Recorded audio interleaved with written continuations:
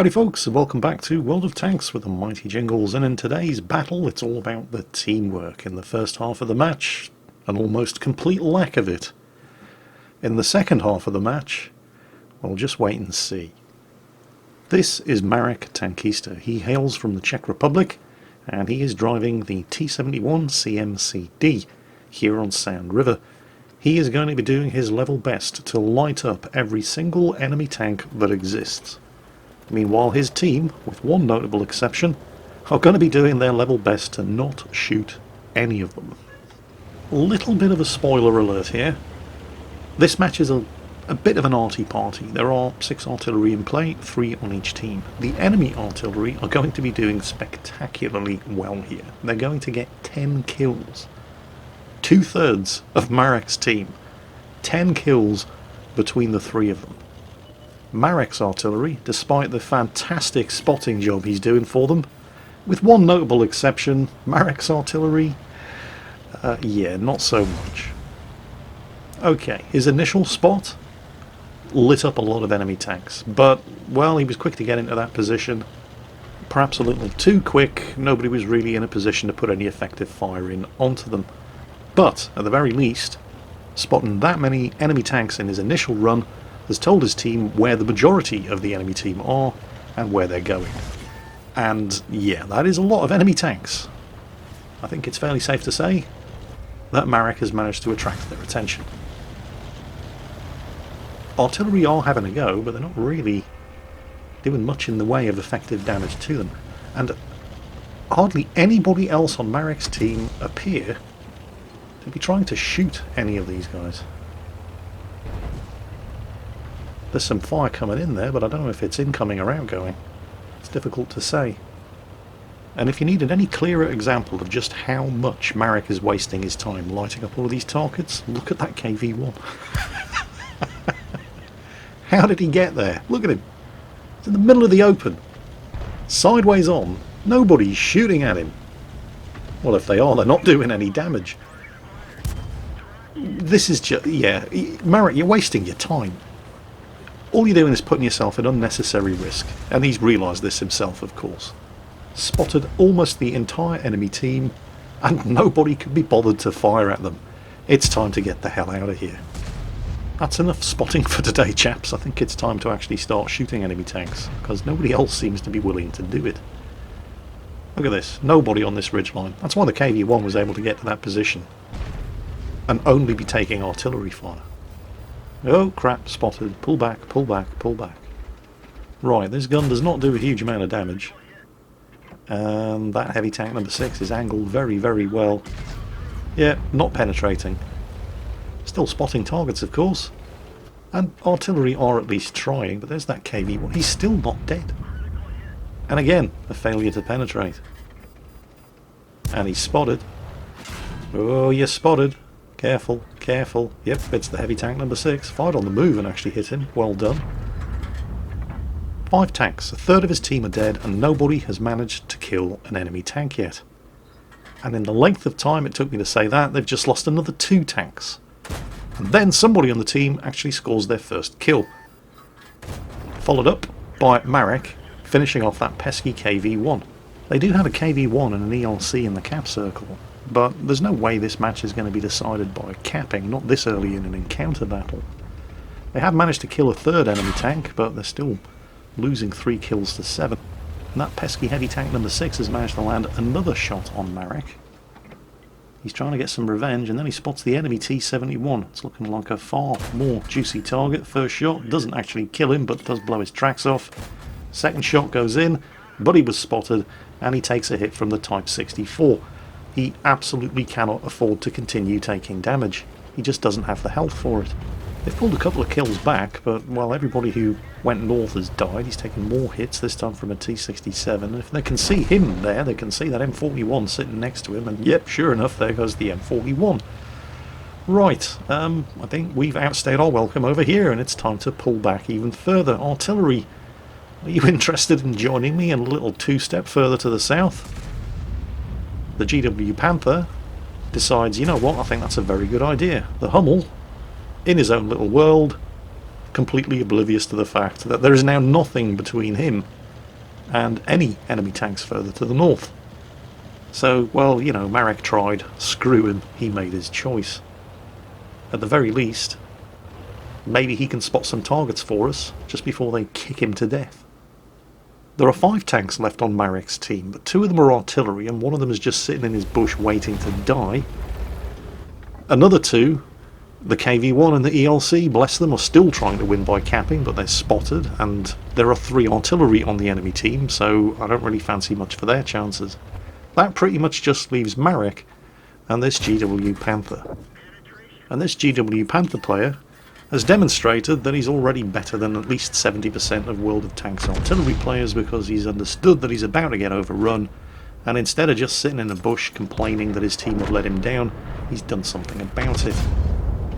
The Hummel, who's still camping the same bush, is predictably enough about to die, but, well, at least he didn't die completely uselessly, because he did at least manage to spot a couple of enemy tanks while they were busy kicking him to death. Come on, let's get that Type 64. Good, okay. We've lost the KV-1, of course. The ELC is still sitting in the cap circle. Still thinks he's got a chance to win by capping, but he's about to get spotted by the AMX M445, hit by artillery, and finished off by the enemy heavy tank. Gee, it's almost as if there was some kind of mechanic in play, notifying the enemy team that somebody was sitting in the cap circle. Maybe, and I'm just putting this out there, but maybe, with 3 enemy artillery in play, and only 1 heavy tank to avoid, maybe there's something that ELC could have been doing that would have been a better use of his time than telegraphing his location from the same position for the last 2 minutes and just waiting to be spotted and killed. Maybe it's even a good idea, instead of sitting in the same spot for 2 minutes and waiting to be detected, it's a good idea to actually use the light tank's speed, manoeuvrability, low profile and view range to spot targets instead of sitting there waiting for them to come and spot you. I mean, I don't know, I'm just saying. Oh look, enemy artillery. How did we ever see him coming? Still another 2 enemy artillery out there, of course, and they are desperately trying to finish Marek off. Come on, let's get that second shot in, and then gun that engine and get the hell out of there, because the other 2 artillery... yeah. yeah. That. Now, about that AMX M4. Where did he go? Remember, if you can't see him, you can't shoot him, and your artillery can't shoot him either. And right now it's all going to come down to the teamwork between Marek and Sensor in that GW Panther, and there he is. And of course, if Marek sees him, he sees Marek as well, so he has to keep moving. There's the artillery shot, there's the enemy artillery shot, and there will be another enemy artillery shot, you can guarantee that. Marek has to spot him again. Communication going on there between him and the GW Panther. GW Panther letting him know when he's going to be ready to shoot. Also letting him know that he has him targeted. I mean, obviously he has him targeted. That one missed. But, well, Marek's actually got a chance here of killing this guy. The guy's gun, for some bizarre reason, was pointed in completely the wrong direction.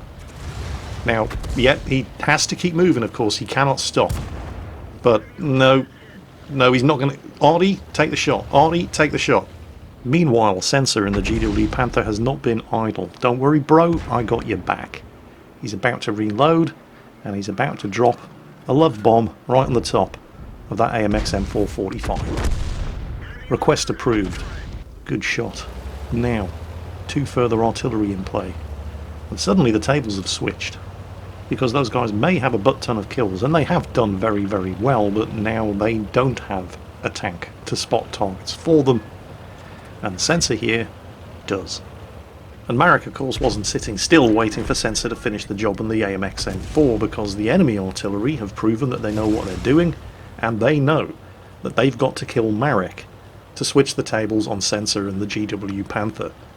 And they are having a damn good try, and some remarkably accurate fire. But, well, they're only really going to get one chance. There we go, target spotted. Sensor, are you ready to fire? Sensor is ready to fire. Cheers for the spot, bro. Appreciated. Just have to let this thing aim. And he's not making this easy. Shot out. Ooh, did that one hit? No, but, well, according to that radio report, apparently we did some kind of splash damage to him. There were two of them out there, though. We've only spotted one. And from Marek's perspective, we can quite clearly see the results of that near miss. Marek has switched to high explosive, which should do tons of damage to artillery, but of course never does, and is almost a complete waste of time. Marek, switch back to the armor piercing and finish this guy off, will you? He's on the move, he's never going to land a successful hit. And oh, there's the other one. Right, good. And you've been spotted, so it's time to do the old shuck and jive once again. Keep yourself moving. Although that guy is also on the move, he knows he's been spotted, and Sensor is going to be aiming up at him. And the safe way to do this, of course, would be to let Sensor take the kill. But Sensor can't take the kill if he can't see him. So Marek is going to have to take a bit of a risk again. But let's not just pop up in exactly the position where the RT is expecting us to be. And oh, hello, there he is. Oh, right, okay, fair enough. Sensor, have you got this? I mean, I can take the shot, but... okay, we'll spot him again. Well, let me know if you're ready. You kind of look ready. Oh yeah, I'm ready. I've got him auto-aimed. I'm just waiting for the sights to settle. It would be nice if he'd stop moving from side to side. Oh crap, he's gone. You're going to have to spot him again. Alright, I got this. There he is. Oh, are you ready? Oh yeah, I'm ready. Shotgun. And that is what happens in a random battle when two complete strangers who have never played together before but are both capable of thinking and breathing independently at the same time decide to put their heads together and exercise a little bit of teamwork to influence the outcome of the battle. And it's just a shame that they didn't have the presence of mind to form a random battlefield platoon, because they would have also gained the Brothers in Arms medal to go with the chestful of other awards that they very deservedly accrued as a result of that particular random battle. So, ladies and gentlemen, boys and girls, please put your hands together for Marek, Tankista and Sensor, two completely random teammates who prove that if you're capable of thinking and breathing at the same time, World of Tanks really isn't that hard. Thanks for sending that one in, guys. Everybody else, I hope you enjoyed it, and as always, take care, and I'll catch you next time.